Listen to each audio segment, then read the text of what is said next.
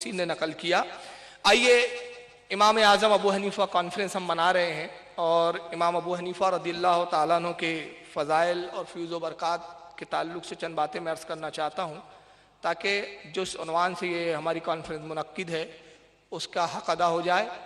میں عرض کرنا یہ چاہتا ہوں کہ ہمارے امام اعظم ابو حنیفہ جن کے مقلد ہے، سبھی جانتے ہیں کہ ائمہ اربعہ میں چاروں اماموں میں سب سے افضل ترین امام مانے جاتے ہیں۔ یہی وجہ ہے کہ امام اعظم کے خطاب سے ہم ان کو یاد کرتے ہیں۔ 80 ہجری میں آپ کی ولادت کوفہ کے اندر ہوئی اور آپ وقت کے بہت بڑے فقیہ تھے۔ یہ واحد پہلے امام ہیں، چاروں اماموں میں واحد ہے کہ جو تابعی ہے۔ آپ کے علاوہ 3 جو ائمہ ہیں ہمارے، ان میں کوئی بھی تابعی نہیں ہے سوائے امام ابو حنیفہ رضی اللہ تعالیٰ عنہ کے۔ اور تابعی کا مقام کیا ہے؟ تابعی کا مقام یہ ہے کہ امام ترمذی رحمۃ اللہ تعالیٰ علیہ نے اپنی جامع ترمذی کے اندر اس حدیث کو نقل کیا کہ نبی پاک صلی اللہ علیہ وسلم نے ارشاد فرمایا کہ جس نے مجھے دیکھا یا میرے دیکھنے والے کو دیکھا، قیامت کے دن اللہ تعالیٰ اس کو جہنم میں داخل نہیں کرے گا، وہ جنتی ہے۔ تو امام ابو حنیفہ کا جنتی ہونا حدیث رسول کے مطابق، حدیث رسول کے پیش نظر قطعی ہے، یقینی ہے کہ امام ابو حنیفہ تابعی ہے، اور جب امام تابعی ہے تو ان کے ماننے والے بھی انشاءاللہ جنت میں ہی جائیں گے۔ یہاں تک کہ امام ابو حنیفہ رضی اللہ تعالیٰ عنہ نے صحابہ کو دیکھا اور ان سے ملاقاتیں کی۔ اس تعلق سے غیر مقلدین انکار کرتے ہیں اور یہ کہتے ہیں معاذ اللہ کہ امام ابو حنیفہ تابعی نہیں ہے۔ اس کے تعلق سے میں حوالے دیتا تو وقت ہو جاتا، میں صرف زبانی آپ کو بتا دیتا ہوں۔ 21 ائمہ نے 28 روایتیں نقل کی ہے مختلف سندوں کے ساتھ۔ 21 ائمہ نے، جس سے انہوں نے 28 روایتوں سے ثابت کیا کہ امام اعظم ابو حنیفہ رضی اللہ تعالیٰ عنہ جلیل و قدر تابعی ہے۔ آپ نے صحابہ سے ملاقات کی، اور خود امام اعظم کا قول حضرت امام ابو نعیم نے رحمۃ اللہ تعالیٰ علیہ، جو انہوں نے مسند امام ابو حنیفہ لکھی، اس کے صفحہ نمبر 176 پر خود حضرت امام ابو حنیفہ کا قول نقل کیا کہ امام ابو حنیفہ فرماتے ہیں کہ میں نے حضرت انس ابن مالک رضی اللہ تعالیٰ عنہ کی زیارت کی، ان کو دیکھا۔ اور یہاں تک کہ ائمہ اکرام لکھتے ہیں کہ 4 جلیل و قدر صحابہ سے آپ کی باضابطہ ملاقاتیں بھی ہوئی اور آپ نے ان سے کچھ روایتیں بھی لی ہیں، جس میں ایک انس ابن مالک رضی اللہ تعالیٰ عنہ ہے، دوسرے عبداللہ ابن ابی اور ابو طفیل عامر، اور تیسرے سہل ابن سعد رضی اللہ تعالیٰ عنہ۔ یہ 4 صحابی ہیں جن سے حضرت امام اعظم ابو حنیفہ نے ملاقات کی اور شرف ملاقات حاصل کیا۔ اسی طرح زوتا جو آپ کے دادا تھے، وہ حضرت علی رضی اللہ تعالیٰ عنہ کی خدمت میں جایا کرتے تھے اکثر، یہاں تک کہ آپ کے والد ثابت جب چھوٹے تھے تو آپ کے دادا حضرت امام اعظم کے والد کو لے گئے، اور علماء فرماتے ہیں کہ حضرت مولا کائنات علی مرتضیٰ رضی اللہ تعالیٰ عنہ نے اپنا دست شفقت ان کے سر پہ رکھا، ان کی اولاد میں برکت اور علم کی برکت کی دعا فرمائی۔ یہی وجہ ہے کہ جو امام اعظم ابو حنیفہ کے سوانح نگار ہے، ان کی تعریف و توصیف میں جنہوں نے کتابیں لکھی، وہ فرماتے ہیں کہ امام اعظم کو جو کچھ علم آیا وہ حضرت علی کی دعاؤں کا ہی اثر تھا، کیونکہ آپ کے والد کو دعا دی تھی حضرت مولا کائنات نے۔ اور امام اعظم کے علم کا یہ حال تھا کہ میں ایک چھوٹا سا واقعہ بچپنے کا آپ کو بتا دوں کہ امام اعظم ابو حنیفہ رضی اللہ تعالیٰ عنہ کوفہ کے اندر جب موجود تھے، بچپنے کے عالم میں، بہت چھوٹی سی عمر ہے آپ کی، اس وقت ایک بہت بڑے امام تھے جن کا نام تھا حضرت قتادہ رضی اللہ تعالیٰ عنہ۔ حضرت قتادہ رضی اللہ تعالیٰ عنہ ایک مرتبہ تشریف لاتے ہیں، اور اس وقت کے علماء محدثین اور فقیہ علماء میں بہت بڑا ان کا درجہ تھا، چنانچہ پورے جامع مسجد کوفہ بھر گئی ان کی تقریر سننے کے لیے۔ تو حضرت قتادہ رضی اللہ تعالیٰ عنہ بیان فرما رہے تھے اور علماء حدیث نقل کرتے تھے ان سے، یہاں تک کہ حضرت قتادہ نے اعلان فرمایا کہ لوگوں مجھ سے جو چاہو پوچھو، میں تمہیں اس کا مسئلے کا جواب دوں گا۔ آپ بار بار فرماتے تھے کہ لوگوں جو چاہو پوچھو۔ امام اعظم اپنے والد کے ساتھ آئے ہوئے تھے اور بہت چھوٹی سی عمر تھی، پیچھے بیٹھے ہوئے تھے آپ۔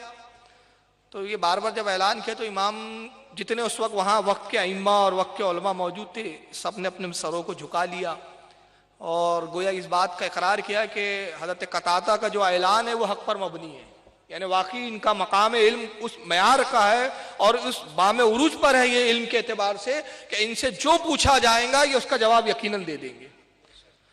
لیکن امام ابو حنیفہ رضی اللہ تعالیٰ عنہ کو یہ ان کا جملہ کچھ اچھا نہیں لگا. انہوں نے گمان کیا کہ یہ حضرت قتادہ نے جو فقر کے لیے کہا. چنانچہ آپ کھڑے ہوتے ہیں اور کہتے ہیں کہ حضور میں آپ سے ایک مسئلہ پوچھنا چاہتا ہوں. تو لوگوں نے کہا کہ اے بچے بیٹھ جاؤ, وقت کے بڑے بڑے امام خاموش ہیں اور تم کیا پوچھنا چاہتے ہو؟ کہا میں ایک سوال پوچھنا چاہتا ہوں حضرت قتادہ سے, اور ان کا اعلان ہے کہ لوگوں مجھ سے جو چاہو پوچھو میں بتا دوں گا. حضرت قتادہ نے آواز سنی, فرمایا وہ بچے کو قریب کرو اور جو پوچھنا چاہتا ہے پوچھنے دو. آپ قریب پہنچے اور آپ نے فرمایا کہ میرا ایک سوال یہ ہے.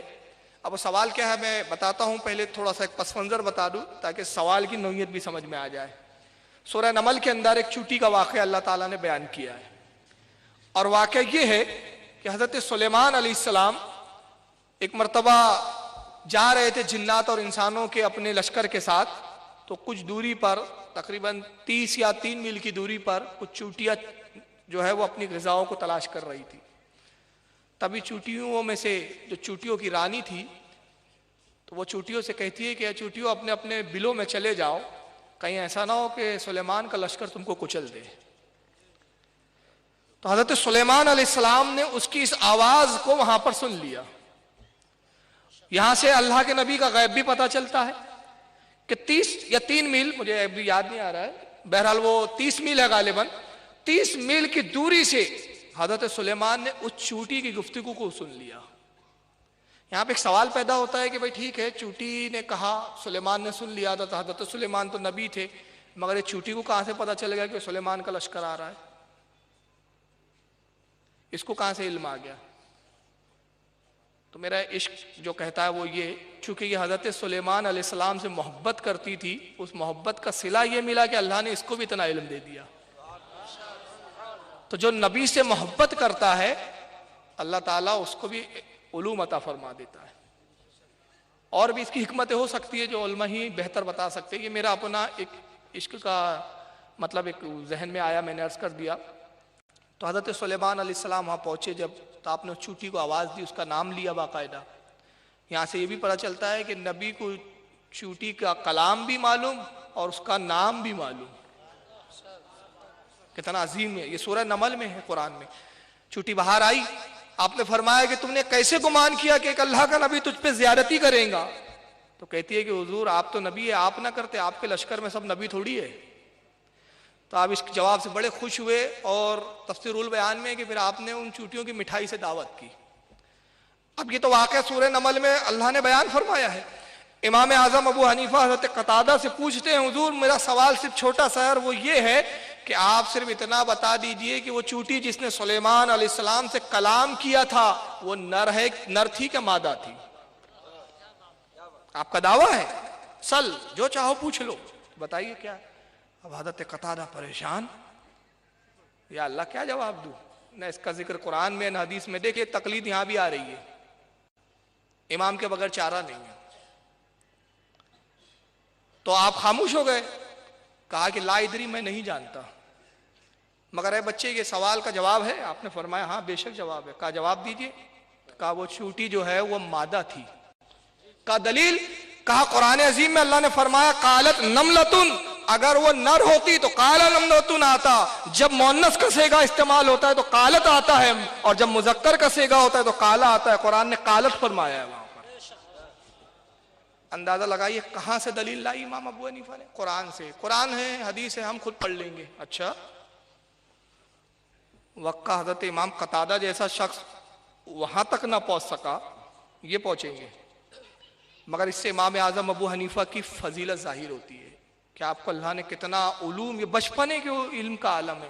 ایک مرتبہ آپ بیٹھے ہوئے, ایک شخص آتا ہے سوال کرتا ہے کہ امام اس شخص کے بارے میں آپ کا کیا خیال ہے؟ میں ایک شخص کے بارے میں مسئلہ پوچھنے آیا ہوں. فرمایا کیا مسئلہ ہے؟ کہا اس شخص کے بارے میں آپ کیا کہتے ہیں کہ جو بے دیکھے گواہی دیتا ہے, جو دیکھا نہیں اس کی گواہی دیتا ہے, سچی بات کو ناپسند کرتا ہے, اللہ کی رحمت سے بھاگتا ہے, مردار کھاتا ہے, بغیر رکوع اور سجود کی نماز پڑھتا ہے, اور جنت کو پسند نہیں کرتا, دوزخ سے خوف نہیں کھاتا. ایسے شخص کے بارے میں آپ کا کیا خیال ہے؟ اب سوچئے اگر آج کے ذاکر نائک صاحب ہوتے, ہم بھرے مجمع میں کوئی پوچھ لیتا تو کافر ہو جاؤ. یہی بولتے وہ، لیکن وہ امام اعظم تھے. اپنے شاگردوں سے فرمایا میرے شاگردوں ذرا ان کا جواب دو. تو تمام شاگردوں نے کہا حضور ایسا شخص تو انتہائی بددین ہے، ایسا کون سا ہے جو اس نے چھوڑا ہے، سچی بات کو پسند نہیں کرتا، اللہ کی رحمت سے بھاگتا ہے، مردار کھاتا ہے، بغیر رکوع اور سجود کی نماز پڑھتا ہے، جو دیکھا نہیں اس کی گواہی دیتا ہے، بغیر رکوع اور سجود کی نماز پڑھتا ہے، ایسا شخص تو بددین ہے، بھٹکا ہوا ہے. آپ نے فرمایا نہیں، وہ تو اللہ کا بہت بڑا ولی ہے، وہ تو بڑا اللہ کا برزیدہ بندہ ہے. تو کہا کیسے حضور؟ کہا سنو، جو وہ بے دیکھے گواہی دیتا ہے وہ اللہ رب العزت کی ذات ہے، دیکھا نہیں ہے مگر گواہی دیتا ہے کہ اللہ کے سوا کوئی عبادت کے لائق نہیں، وہی معبود حقیقی ہے. سچی بات کو ناپسند کرتا ہے، موت سچ ہے مگر موت کو پسند نہیں کرتا، چاہتا ہے کہ اللہ اس کی عمر میں برکت دے تاکہ وہ زندگی اور اللہ کی فرما برداری میں گزارے. بغیر رکوع اور سجود کی نماز پڑھتا ہے، وہ نماز جنازہ ہے. جب بھی بستی میں کسی کی میت ہوتی ہے نماز جنازہ کبھی نہیں چھوڑتا، چلا جاتا ہے. اور اللہ کے رسول نے فرمایا ہے کہ بعض وقت میت اپنے جنازہ پڑھانے والوں کے لیے مغفرت کا سبب ہوتی ہے، اور بعض وقت کہ جنازہ پڑھنے والے میت کے لیے سفارشی ہوتے ہیں اور اس کو بخشوا دیتے ہیں. تو وہ چھوڑتا نہیں ہے اس موقع کو. اور مردار جو کھاتا ہے وہ مچھلی ہے، ذبح نہیں کرتا ویسی کھا جاتا ہے. اللہ کی رحمت سے بھاگتا ہے، وہ بارش ہے، اللہ کی رحمت ہے، بارش ہوتی بھاگ جاتا ہے. اور جنت کو پسند نہیں کرتا کہ وہ دیدار خداوند قدوس کا طالب ہے، وہ جنت کا طالب نہیں ہے. اور جہنم سے اس لیے خوف نہیں کھاتا کہ اللہ رب العزت کو غفور و رحیم جانتا ہے، جانتا ہے کہ اس کی رحمت اس کے غضب پر غالب ہے. تو یہ امام اعظم ابو حنیفہ کا تفقہ فی الدین تھا کہ آپ ایسے مشکل پیچیدہ مسائل جس کا جواب دینے سے بڑے بڑے عاجز آ جاتے تھے، آپ چٹکیوں میں حل کر دیا کرتے تھے.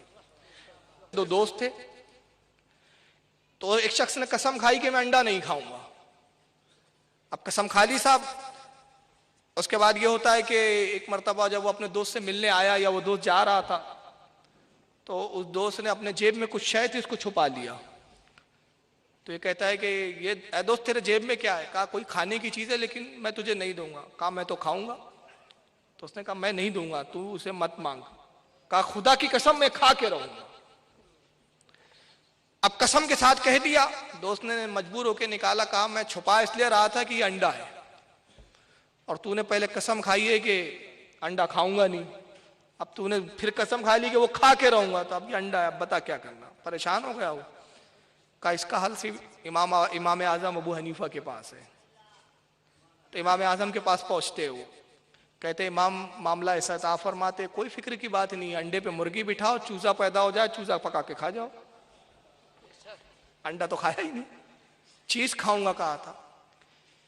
ایک مرد اپنے گھر آتا ہے، میں کچھ واقعات جلدی بتا رہا ہوں، پھر کچھ فضیلتیں بتاؤں گا امام کی حدیث کی روشنی میں انشاءاللہ. ایک مرد آتا ہے اپنے گھر میں، تھکا ماندہ کام سے آیا، بیوی سے کہا پانی لا. بیگم صاحبہ پانی لانے گئی، پڑوسن سے بات کرنے لگ گئی.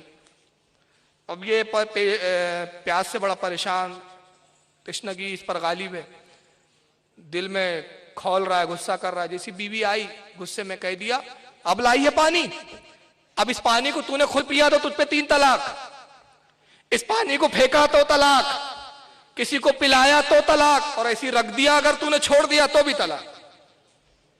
اب بتائیے کیا کریں؟ لے جاؤ ذاکر نائک کے پاس. میں دعوے سے کہتا ہوں اب تو ابو حنیفہ کا واقعہ موجود ہے، یہ واقعہ چھوڑ کے کوئی حل بتائے وہ. تو وہ پریشان ہو گیا. کچھ دیر کے بعد اس کا بھی غصہ ٹھنڈا ہوا. بیوی گلاس پکڑے ہوئے کھڑی ہے، اب کیا کروں؟ پیتی تو طلاق، پلاتی ہوں تو طلاق، پھینک دیتی ہوں تو طلاق، اب ایسا رکھ بھی دوں تو طلاق. پکڑے بیٹھی ہے. شوہر نے کہا میں نے کیا کہہ دیا غصے میں، ٹھہر میں بھی آتا ہوں. امام ابو حنیفہ کے پاس پہنچا، پورا واقعہ بیان کیا. فرمایا کوئی فکر کی بات نہیں ہے، کپڑا لے جا، گلاس میں ڈبا، پانی جذب ہو جائے کپڑا سکھا دینا. نہ پلایا، نہ پھینکا، نہ رکھا، نہ خود پیا. کتنا آسان حل ہے. ایک ولیمے میں جاتے امام اعظم ابو حنیفہ. اب یہ واقعات یاد آ رہے ہیں، حالانکہ فضیلت بتانا تھا لیکن آپ کو واقعات میں زیادہ دلچسپی ہے تو وہی چلیے کچھ ہو جائے انشاءاللہ، فضیلت بھی مل جائے. ایک دعوت میں جاتے امام اعظم ابو حنیفہ. 2 سگے بھائی ہیں، दोनों भाइयों का निकाह हुआ। अब जब दावत में पहुंचे, लड़कों का बाप चिल्लाते हुए आता है, गजब हो गया, क्या हुआ? कहा इसकी बीवी उसके कमरे में चले गई, उसकी बीवी इसके कमरे में चले गई, रात धोखा हो गया।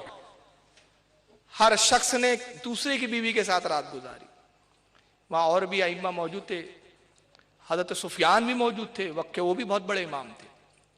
और हजरत अबू सुफियान का गालिबन उन्हीं का कौल है, वो कहते कि इमाम अबू हनीफा वो इमाम है कि अगर वो किसी लकड़े के खंबे को सोने का साबित करने पे आ जाए तो साबित कर दे उसको। उनके दलाइल और बराहीन के देने का अंदाज ये होता था। तो वो आया तो इमाम अबू हनीफा खामोश थे, तो उसने पहले अबू सुफियान से ही मसला पूछा कि आप हुजूर क्या किया जाए? तो हजरत अबू सुफियान कहते करना क्या है, धोखा हो गया है, अल्लाह ताला माफ करे, जिसकी जो बीवी है उसी के साथ निकाह हुआ है उसी को लौटा दो। इमाम आजम खामोश थे, तो उसने कहा इमाम आप क्या फरमाते हैं, आप क्या कहते हैं इस बारे में? तो इमाम ने फरमाया मेरे पास इससे बेहतर हल है। कहा वो क्या हल है? आपने दोनों लड़कों को बुलाया, कहा कल रात जिस औरत के साथ तुमने रात गुजारी वो पसंद है? कहा हाँ वो तो अच्छी है हुजूर, ठीक ही लगी। कहा तुम्हें? कहा ठीक। कहा ये तुम्हारी बीवी थी, तुम्हारे साथ आ गई, तुम इसको तलाक दे दो, तुम इसको तलाक दे दो, जिसने जिसके साथ रात गुजारी उसके साथ उसका निकाह कर दो। कितना बेहतरीन हल है। तो इमाम आजम ऐसे बहुत सारे मसाइल है पेचीदा पेचीदा के जो आइम्मा हल करते थे, और आज भी जो इमामों के मुकल्लिद है, अल्लाह का फजल करम है कि आज भी जदीद मसाइल अगर कोई आते हैं तो हल वही कर पाते हैं। मैं इसकी एक छोटी सी मिसाल दे दूं, आला हजरत फाजिल बरेलवी रदी अल्लाह ताला अन्हु, जिन्होंने फिक़ह हनफी को इंसाइक्लोपीडिया बनाकर हमारे सामने रख दिया है। फतावे रज़विया फिक़ह हनफिया का ही तशरीह और खुलासा है। तो आला हजरत फाजिल बरेलवी रदी अल्लाह ताला अन्हु के जमाने में एक मर्द और औरत सैर व तफरी के लिए दरिया के किनारे जाते हैं। जाने के बाद शोहर ने कपड़े उतारे, दरिया में नहा रहा है। बेगम देख रही है, बीवी देख रही है कि शोहर नहा रहे हैं, सब दिल में आया कि मैं भी गुस्ल करूं, दरिया में जाऊं। तो उसने कहा मैं भी नहाऊंगी दरिया में। शोहर ने कहा नहीं नहीं औरतें नहीं नहाती, औरतों के लिए अच्छी बात नहीं। कहा नहीं नहीं मैं नहाऊंगी। मर्द ने फिर मना किया, वो जिद करते रही। आखिर ने मर्द ने उसको रोकने के लिए कह दिया अगर तू कूदी ना तो तुझ पे तलाक, तुझ पे 3 तलाक। तू अगर इस पानी में कूदी, उसके जुमले ये थे कि अगर तू इस पानी में कूदी ना तो तुझ पे तलाक। उसका ये कहना और औरत ने छलांग लगा दी। अब बड़ा पछतावा हुआ, बाहर निकले, फतवा पूछा उलमा से, उलमा की बारगाह में सवालात पहुंचे तो सबने कहा कि मसला तो बड़ा सीधा साधा है।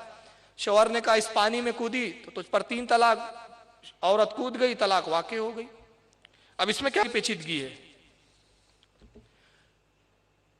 फतवा आला हजरत की भी बारगाह में पूछा गया, इस्तिफ्ता आता है, आला हजरत फरमाते तलाक वाक़ई ना हुई। अब एक तरफ कई उलमा के फतावे ये हैं कि तलाक हो गई, और एक तरफ तन्हा आला हजरत का फतवा है कि तलाक नहीं हुई। अब वो जब फतवा है तो वो बड़ा कंफ्यूज हो गया कि ये क्या बात है, एक तरफ पूरी मेजॉरिटी है, एक तरफ ये तना है, एक तरफ ये मेजॉरिटी है, एक तरफ ये तना है। तो वो सारे उलमा तक उसने हालत के फतावे की कॉपी भेजी कि आपके कौल के खिलाफ ये फतवा कैसे। सारे उलमा जमा हुए बरेली आते हैं, कहते हुजूर आपके इल्म पर हमें पूरा इत्मीनाद है, वाकई आप इस वक्त सबसे बड़े हम में जानने वाले आलिम दीन है, मगर मसला तो इतना आसान है।